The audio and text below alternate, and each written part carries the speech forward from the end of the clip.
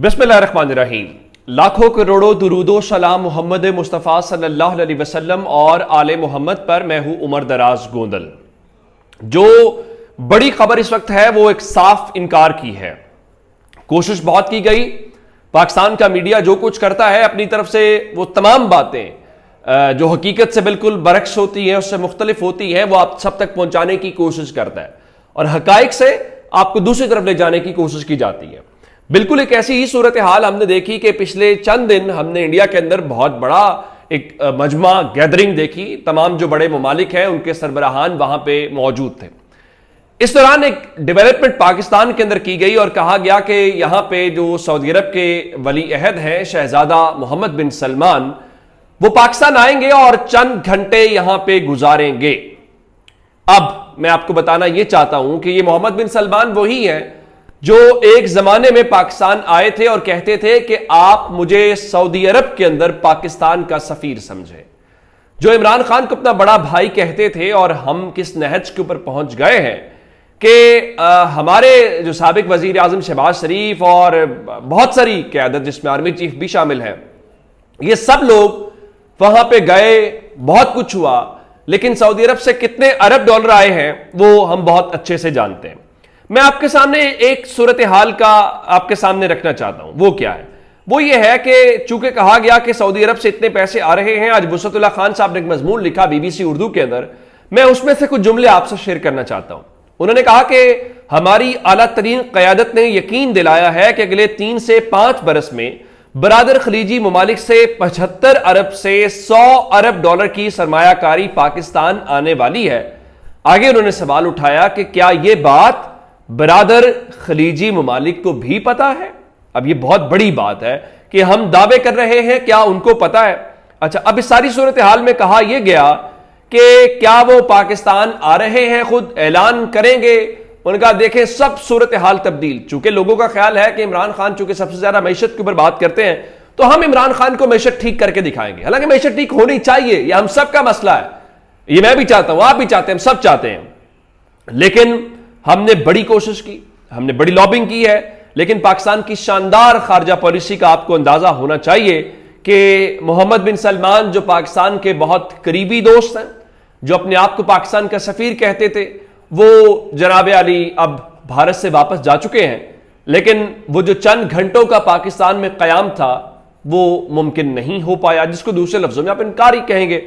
तब उसके ऊपर लोग, फिर जाहिर है कि अपने पाकिस्तान में बात करना इतना आसान नहीं है, बड़ा मुश्किल है, मुकदमात बनते हैं, गिरफ्तारियां होती हैं, आप गायब हो जाते हैं, बड़ा कुछ होता है। तो लोग जरा मजाक के अंदाज में बहुत सारी बातें करते हैं। मिसाल के तौर पे कोई कहने लगे कि मोहम्मद बिन सलमान जो है वो पाकिस्तान की फजाई हुदूद से गुजरते हुए जो अपने जहाज की स्पीड है वो एहतरामन स्लो कर लेंगे। किसी ने कोई और बात की, किसी ने कहा कि वो पाकिस्तान की फजाई हुदूद से गुजर के बताएंगे कि देखें मैंने आपकी फजाई हुदूद से तो गुजर गया हूं। अब ये वो सूरत हाल है जो हमें समझ नहीं आ रही कि आखिर दुनिया को आप क्या बताएंगे। कल तक जो वजीर आजम था आपने उसको जेल में डाल दिया, अभी बैठाया जो इसको बाद में डाल देंगे।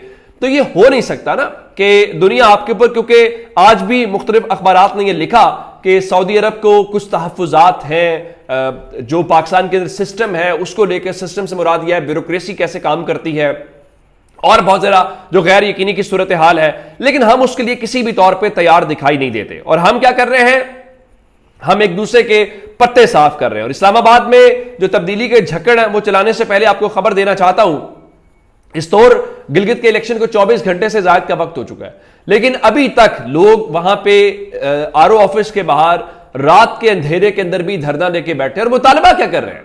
मुतालबा सिर्फ इतना सा है कि भाईजान हमने किसी को वोट दिया है, कोई जीत गया है, जो जीत गया है और जो हार गया है उनको ऑफिशियल रिजल्ट दे दिया जाए। लेकिन वो ऑफिशियल रिजल्ट नहीं दिया जा रहा। और अब वो दाल जो है वो जूतों में बंटना शुरू हो गई है, जिसको मैं आपको कह रहा हूं कि इस्लामाबाद में झक्कड़ चलना शुरू हो गए हैं।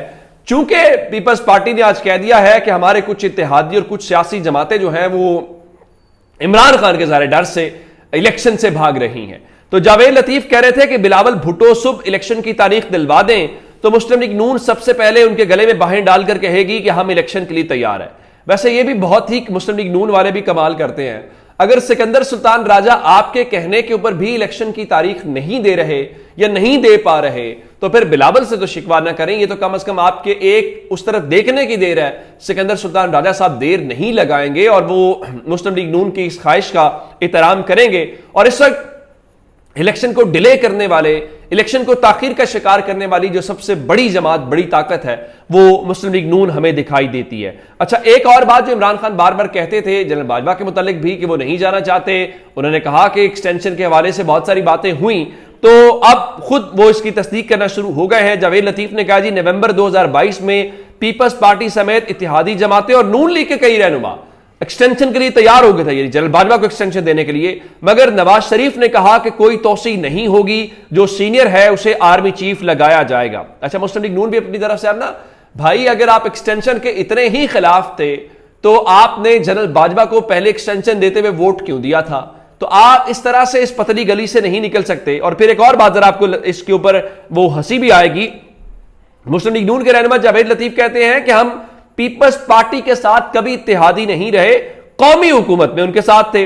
और अब इस हवाले से सवाल यह पैदा होता है कि मरीम नवाज साहिबा कहती हैं कि हमारी हुकूमत नहीं थी, पीपल्स पार्टी कहती है भाई अहम वजारतें तो इनके पास थी, इलेक्शन डिले करने वाली भी, सिक्योरिटी देने वाले भी। अब वो कहते हैं जी हम इनके इत्तेहादी भी नहीं थे। तो आप उससे अंदाजा लगा सकते हैं कि सूरत हाल है क्या। और ग्राउंड के ऊपर जिस तरह बिलावल ने कहा इनको इलेक्शन में जाने से डर लगता है और ये अवाम का सामना नहीं करना चाहते, मैं आपको सवात से खबर देना चाहता हूं। आप जानते हैं कि ये मुराद सईद का इलाका है, हालांकि मुराद सईद मंजर आम पे भी नहीं है। तो मुराद सईद के जो इलाका सवात है वहां पे भी मुस्लिम लीग नून के जो लोग हैं वो अपनी पार्टी को छोड़ रहे हैं। मैं आपको शीरी ज़ारा साहब की खबर देना चाहता हूं, वहां से जर्नलिस्ट हैं, उन्होंने लिखा कि पाकिस्तान मुस्लिम लीग नून को बड़ा धचका। सैयद हबीब अली शाह जो जिला सवात के मुस्लिम लीग नून के जनरल सेक्रेटरी हैं, उन्होंने अपने खानदान समेत मुस्लिम लीग नून से इस्तीफा देने का ऐलान कर दिया है, जिससे आपको अंदाजा होता है कि वहां पे ग्राउंड के ऊपर क्या है। और जो इनके अपने लोग हैं उनको पता है मुस्लिम लीग नून के साथ तो हमें कोई वोट नहीं देगा,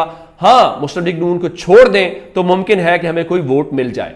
उधर आप जानते हैं कि अब सुबह के बाद कोई 4-5 दिन रह जाएंगे और जब अगले संडे आएगा तो उस दिन पाकिस्तान के अंदर चीफ जस्टिस बंदियाल की जगह पे जस्टिस काजी फाइज ईसा होंगे।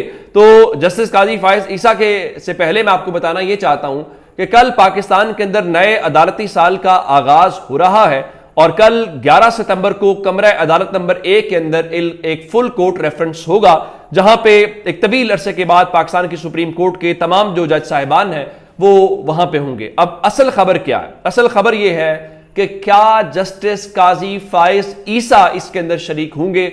बहुत सारे लोगों की राय है कि उनको शरीक होना चाहिए क्योंकि वो आने वाले चीफ जस्टिस हैं, तो अगला अदालती साल जाहिर है कि उन्हीं का होगा, तो जो भी उनके पास टाइम है तो ये बड़ा इंपॉर्टेंट होगा। दूसरा एक और जो अहम मामला है, कल इमरान खान के हवाले से उनकी जमानत का केस है। साइफर केस के अंदर इमरान खान का भी केस है और शाह महमूद कुरैशी का भी केस है।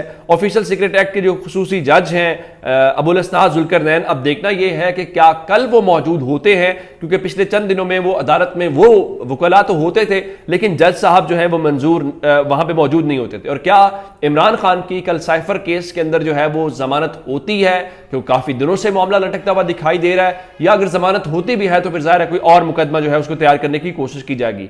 दूसरा, यही जो जज साहब हैं ये इंसदाद दहशतगर्दी अदालत में भी बैठेंगे और परवेज इलाही की जो जमानत की दरखास्त है उसके ऊपर भी उन्होंने कल समाअत करनी है। तो इम्कान है कि परवेज इलाही की जमानत के हवाले से तो लोग कह रहे हैं कि हो जाएगी, लेकिन परवेज इलाही की रिहाई नहीं होगी किसी और मुकदमे के अंदर, क्योंकि जब तक प्रेस कॉन्फ्रेंस नहीं करेंगे रिहाई मिलने का कोई इम्कान दिखाई नहीं दे रहा। अपना बहुत सा ख्याल रखिएगा। खुदा हाफिज।